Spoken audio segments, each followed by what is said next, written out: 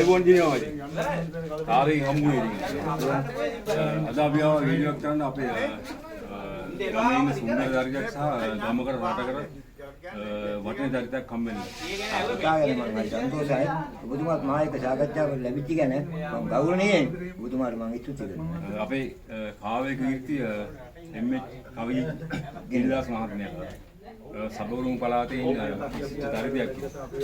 අපි අද ආවේ උදෙන්ම මෙතුමන් හම්බෙන්න. ඉතින් මුලින්ම මම අපේ කවි ගිරිදාස් මහත්තයන් අහන්න කැමතියි ඔබගේ ගම්ම පළාත සහ පාසල් අධ්‍යාපන පිළිබඳව ඒ කියන්නේ පොඩි හඳුනාගෙන ඉන්න. ඔව් තමයි ගම මේ පුත්තල්ල ග්‍රාම සේන වසම පුත්තල්ල වසම ඒ වගේම මේ මම ඇලිකුල් සෙන්ට්‍රල් මේ පුත්තල්ල ඉස්කෝලේ ගිහලා අවුරුදු 6ට ඊට පස්සේ ඇලිකුල් සෙන්ට්‍රල් එකට ගිහලා සාමාන්‍ය පෙළ පාස් කළා.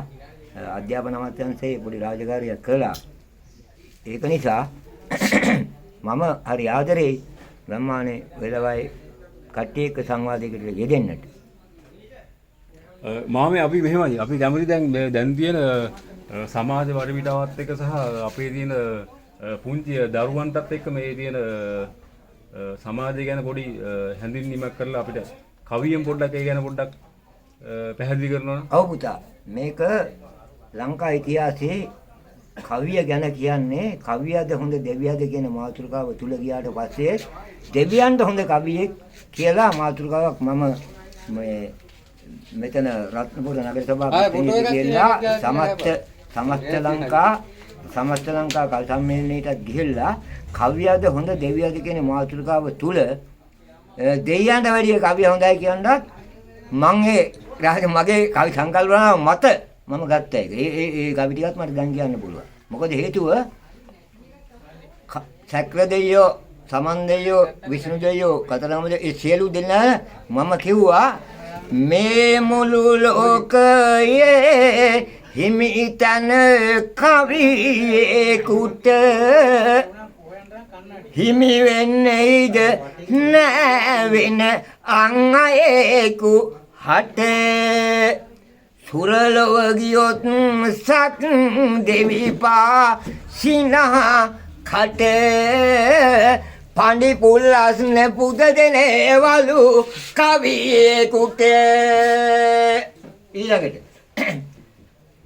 හදවත හොඳ නිසා කවදත් දිලින් දෙකි යුතුයකම් දහම් නීතිය මොහු හොඳින් රති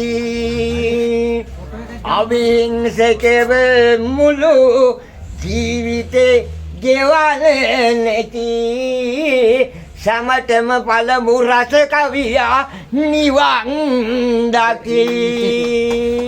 ඊළඟට පුතා සක්විති පදවි සක්‍රේ දෙව් තනතුර මේවා ලැබුණත් නනේ මට ඕනෑ නෑ ඒවා.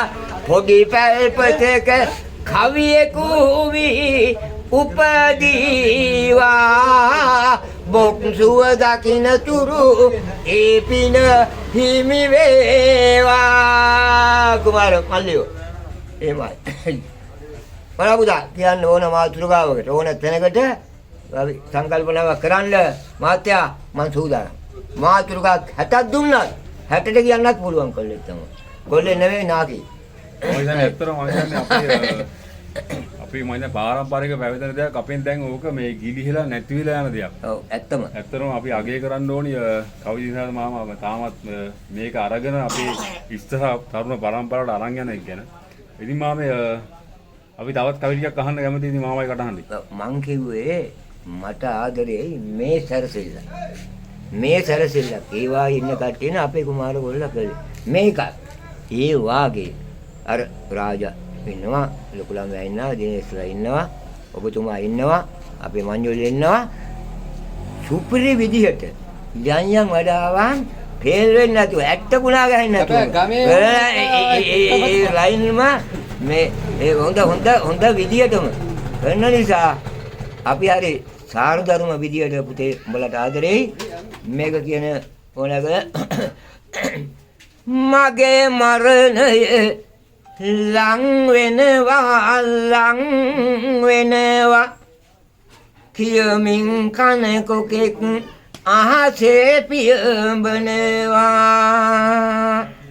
අන්තට සුදුක් පෝ ඒ ගැන කවුසෙනවා වැඩි කල නොගොස් ගිනේ මාමත් මිය යනවා මාමල ගාට මගේ මලබත උයන කොට සීකර පියව් නෑරස කවි කිව්වේ කට අඩුවක් දැනේ ඒ කාලෙදී ඔයාලට දිනයට හිමි වෙනවා යන්නට නිවන්ගෙට මොනවද ඉලපෝ හොඳයි මේ දිනේ මේ අපි අහලා බලමුද කවුද අපේ රටේ දැන් ජනාධිපතිතුමා ගැන පුංචි ගල දිනේමයි කරන්නේ අනුර කුමාර මහත්තයා වැඩි